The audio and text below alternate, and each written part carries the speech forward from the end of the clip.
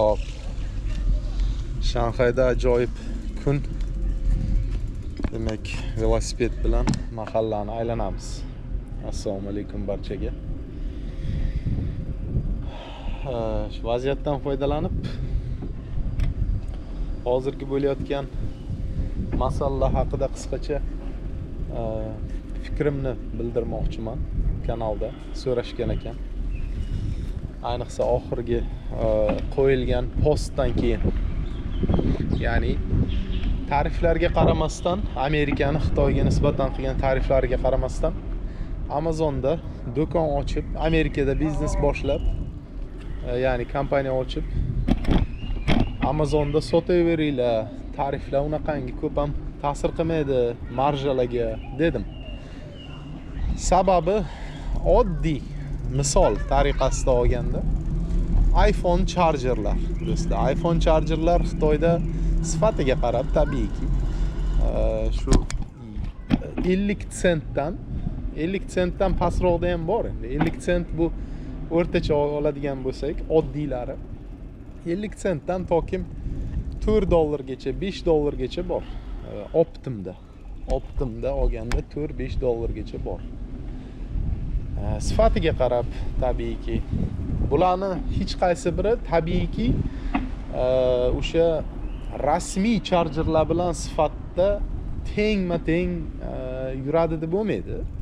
Chunki rasmiy Apple'ni o'zini do'konlarida olganingiz sifati yaxshi bo'ladi baribir. O'shalarni taxminan sifati bir xil, o'sha rasmiy bilan bir xil nimasi sifatda charge qiladigan chargerlarni taxminan siz $5, $6 olasiz Optimda.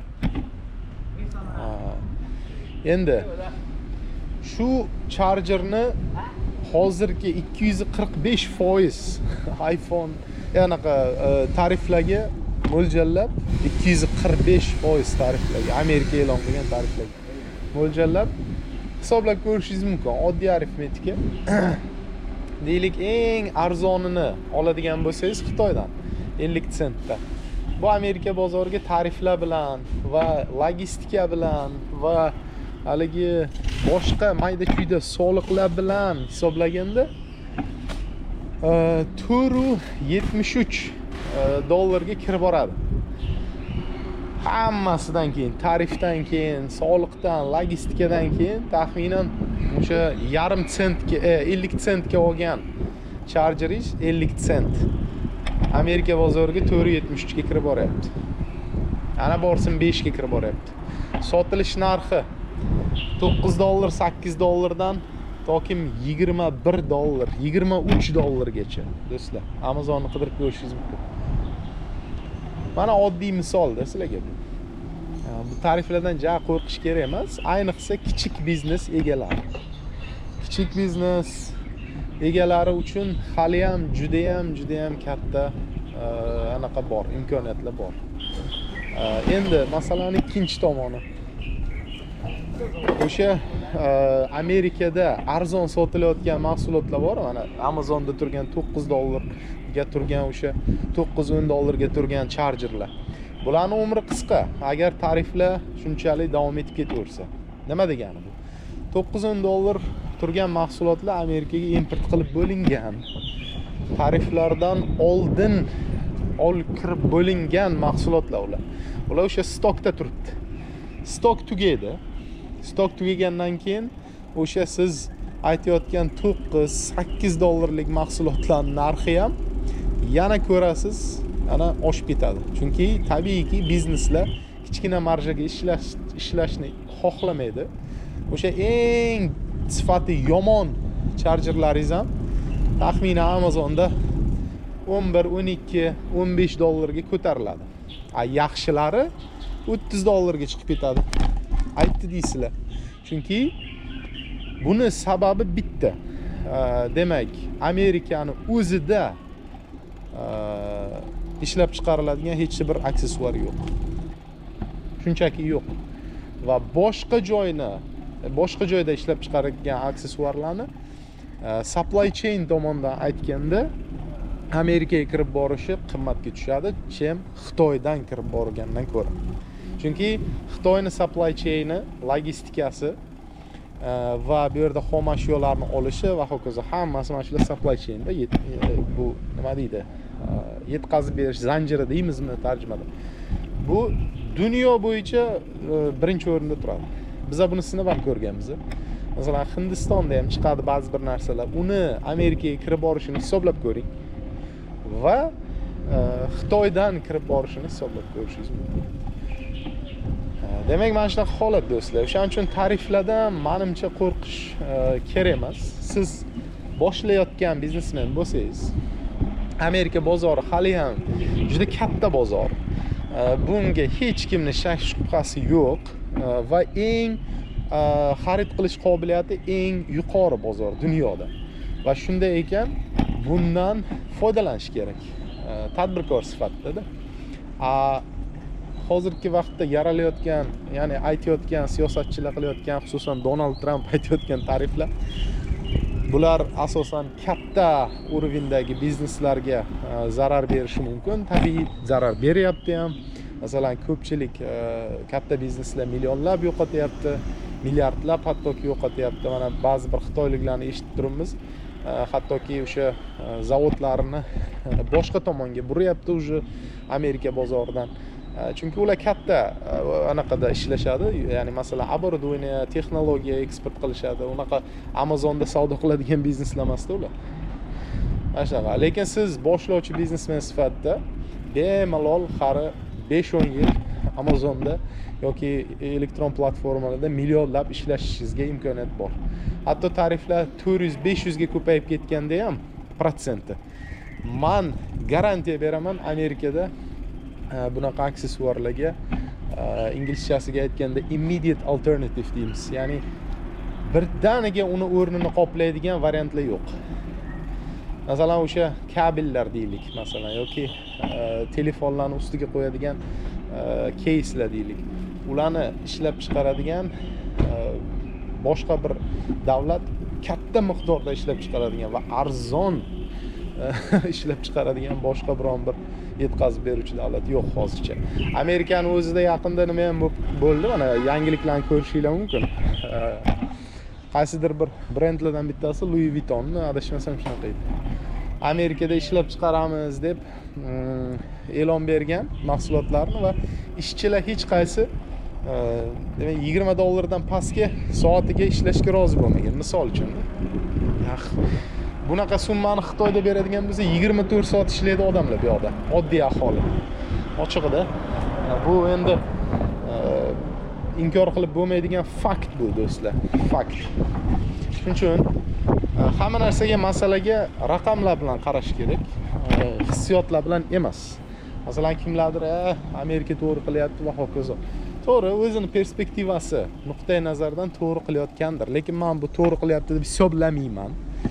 Ba'zi bir odamlar men bilan Facebookda bahslashib ham ketdi. Tariflar to'g'ri qilyapti defitsit uchun, savdo defitsiti uchun va hokazo. Yo'q. Bunaqa bo'lmaydi. Chunki butun dunyoni ekonomistlari, hatto Nobel olgan ekonomist ham Trumpni tariflarni bunaqa ko'tarib o'rganiga qarshi chiqishlar qildi. Oddiy matematik tomondan, arifmetika tomondan ham xato hisoblangan bu narsalar. Sababi Amerika xohlaydimi, xohlamaydimi ishlab chiqarish anaqasini, imkoniyatini Xitoyga berib bo'lgan. Xitoyda bu nafaqat bu yerda hozir ishlab chiqarish imkoniyati haqida ketyapti. Bu yerda 30 yil, 40 yil davomida rivojlanib kelgan Xitoyning o'sha oddiy ishchilarining mikro skillari yotibdi. Ya'ni kichik anaqalari, nima deydi, ishlab chiqarishga bo'lgan qobiliyati. Bu narsa bir kun, 2 kunda o'rganiladigan narsa emasda. Undan tashqari, ishchi kuchini yuqorida aytib o'tdik. Ishchi kuchi juda past bu yerda. Ishchi kuchini ya'ni soatbay hisoblaganda juda ham kam summaga ishlashadi.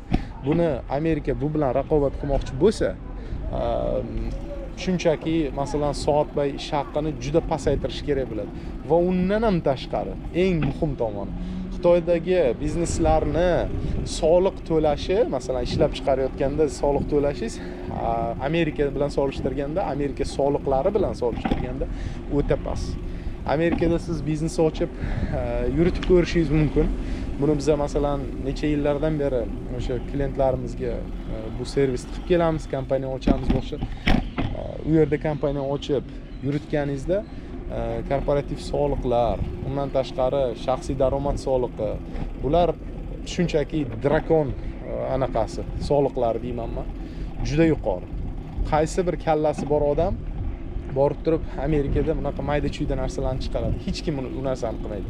Agarda buni imkoniyati bo'lganda, o'sha Amerikaning o'zining eng mashhur kompaniyasi Apple bu narsani yillar oldin qilgan bo'lardi. Ular Apple'da boshliqlari, Apple'da o'sha nima deydi, qaror qabul qiluvchi tomonlari jinni deb o'ylaysizlar. Ular Trumpdan ko'ra ancha aqlliroq tadbirkorlar. Ular Trump shunchaki meni fikrim hozir bu yerda demak o'zi buni istoriyasini ham ko'rishinglar mumkin. Qayerdan u tariflar fikrni olganini. Hattoki Amerikani o'sha hurmatga sazovor ba'zi bir media resurslari buni analiz qilib chiqaryapti ham. Tariflar ideyasini bu shunchaki bir Amazonda nima qilib, qidirib ko'rib, o'sha yerda turgan kitobni topib, kitobni avtorini shunchaki kitobni sarlavhasi yoqqani uchun taklif qilgan White House'ga va shu odam shu fikrni beryapti tariflarni. Bu absolut xato narsa qisqasi. Qisqalib aytganda do'stlar, meni fikrim bemalol Amerikada kompaniya ochaveringlar, bemalol Xitoydan mahsulotlarni olaveringlar. Ayniqsa siz boshlovchi bo'lsangiz, unaqa katta summa baribir investitsiya qilmaysiz. Amazonda endi do'kon ochganingizda Amazon sizdan ko'p mahsulot qabul ham qilmaydi. O'zi 200 dona, 300 dona qabul qiladi xolos. O'shani bemalol sotib olib, biznesingizni, kichik biznesingizni boshlayverishingiz mumkin. Men hech qachon biron bir biznesni boshlashda, tadbirkorlikni boshlashda ko'p investitsiyani birdan qilishni hech qachon tavsiya qilmaganman. Qilmayman ham. Amazonda nari borsa, boshlang'ich investitsiyangiz taxminan bir $1000, $2000 bo'lishi mumkin, firma ochish xarajatlaridan tashqari, ya'ni mahsulot sotib olishlikdagi investitsiyangiz. Bu katta investitsiya hisoblanmaydi.